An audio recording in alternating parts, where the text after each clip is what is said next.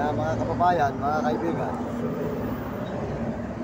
mas masarap po sa buhay yung ikaw'y lumalaban ka ng parehas, yung wala kang inaapi, wala kang inaapakan, wala kang problema, di ba mga kababayan ko? Kasi po mga kababayan, ang buhay natin ay iisa lang. Mahalin natin ang ating buhay. Lumaban tayo ng parehas sa buhay. Wala tayong aapakan, walang magagalit sa atin. Kasi po mga kababayan ko, sa buong mundo, sinasabi ko lang po sa inyo na tayo ay mahirap lang. Kaya maganda yung tayo, walang masabi sa atin ng tao. Tayo ay lumalaban tayo ng parehas sa buhay. Andito po tayo sa isang gilid at tayo po nagla-live dito. Ayan. Mga kababayan ko, mas masarap po yung tayo makamasa at anis. Kasi po, pag tayo naloko ng kapwa, parang niloko natin ang ating sarili. Kaya mas masarap po yung tayo lumalaban ng parehas. Kaya yung mga tao na mga hindi lumalagay sa tama at sa mga maayos na mga paraan, pinarurusahan po ng Panginoon yan, mga kababayan. Sasabi ko po sa inyo, ang buhay natin ay iisa lang. Mahalin natin ang ating buhay at mga mahal sa buhay. Mahalin natin ang ating mga kapwa.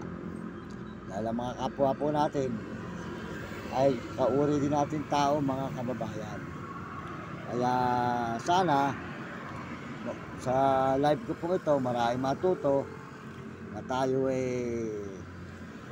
mas masarap yung ang buhay natin walang magagalit.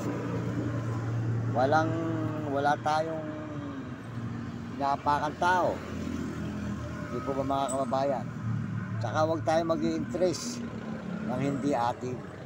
Ang pag-interest natin, yung ating buhay, yung ating pinaghirapan, yun ang ating mahal, yun lang para sa atin, yun lang.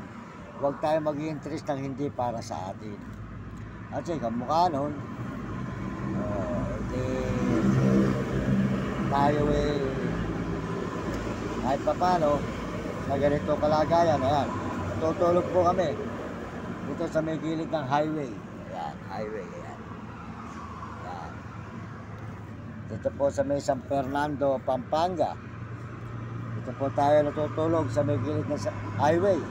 Tingnan niya po nyo aking dinadanas na hirap. O saan tayo nagpalop na nagsusuot para makagawa tayo ng maganda at ikakasaya po ninyo sa aking mga video. Sana po marami po magkagusto sa mga video natin, kahit po tayo ganito mahirap lang, basta po mahalaga, wala tayong napakan, kahit tayo nang hihingi, pero nakakaraos po tayo sa malinis na paraan. Mas masarap na po yun, di po ba? At tayo laging tatawag sa Panginoon Diyos.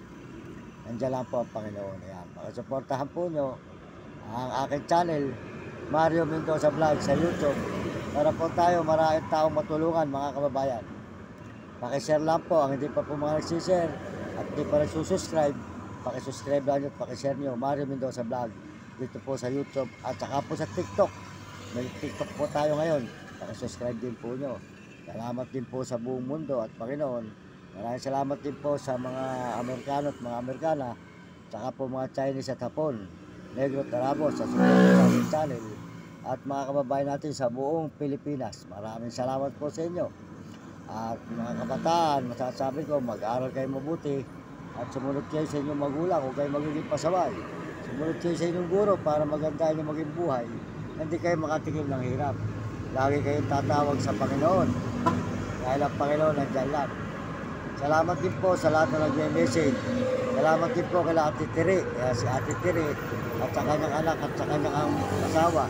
Maraming salamat sa kanyang pamilya, si Ate Rhea at saka po si Ate RJ. Salamat si Ate RJ. At saka po si Boss Alan at saka po si Boss Eugene at si Ate Janice at si Mamboy. Yan, salamat po sa inyo. Maraming salamat po. At magandang gabi sa inyo mga kababayan. At tayo po ngayon ay naglalayo dito sa may gilid ng highway ng San Fernando, Pampanga.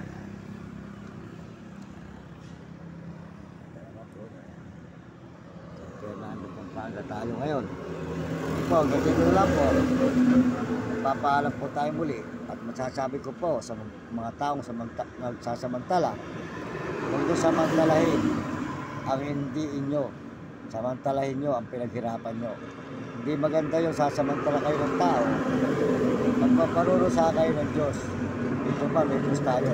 Kaya sa mga tao na mapagsamantala, na hindi niya pinaghirapan, ang Diyos na po ang bahala. Kaya po tayo, walang ginagawang masama. At tayo ay gumagawa ng mabuti dito po sa may ating pagbibideo. Sana po magustuhan nyo ang video ko rito sa San Fernando, Pampanga. Maraming salamat sa inyo lahat.